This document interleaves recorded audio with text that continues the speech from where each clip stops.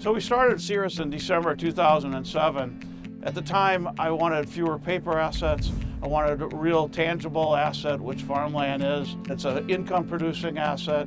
It has appreciation over the long term, but it's also the uncorrelated asset in your portfolio and provides an inflation hedge as well as a dollar hedge. Yeah, when I started in 2010, we had just 6,000 acres and about 30 million in assets. We're at over 180,000 acres and over 1.8 billion in assets today. Ceres is the Roman goddess of grain, and it is the statue on the top of the Board of Trade, so we thought it was very appropriate to use as our name.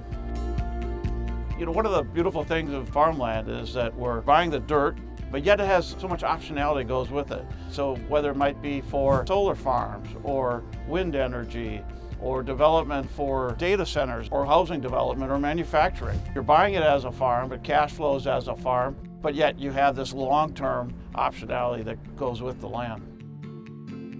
Some of the great attributes of farmland are diversification and non-correlation historically, but a positive correlation with inflation. Not only is the land becoming more valuable, it's becoming more productive over time.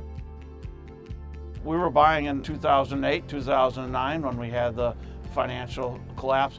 Our returns were actually positive during that time period. Farmland is that asset class that's historically uncorrelated with those traditional asset classes.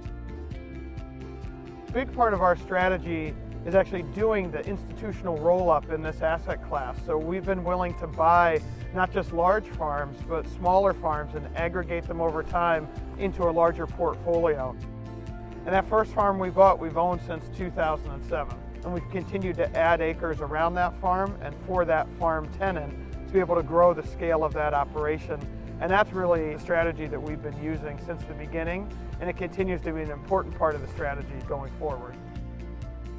We have 170 different farm families that we work with today. We can provide the land, they bring the equipment and the know-how, and they can continue to expand their operations for the next generation. One of the things that's unique about Ceres is the team that we have, and especially our portfolio management team. All the portfolio managers are up on family farms. They worked in finance or trading or banking at different points in their career. And really bringing all that together is important on our team because we don't outsource any of the investment or property management associated with the portfolio. Having that ability to marry both farming and finance together is really key to all of that.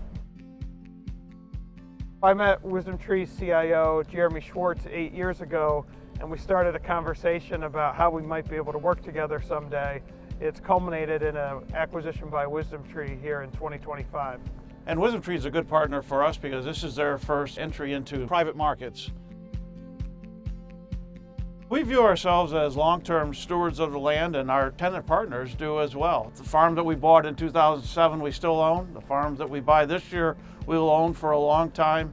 We do CapEx projects like irrigation, investments that can be made up front in year 1 or 2 and then still be effective for the next 20 to 30 years. You know, our vision as we see this thing growing is that we're at about 2 billion in assets now. We will be 4 billion. We can be 8 billion, but we're value buyers. And if we can't get it bought at the right price, we'll wait for the right opportunity. I started investing personally in farmland in 2006. And all those attributes that I saw then, income, appreciation, uncorrelated asset, and inflation hedge, those same attributes are there.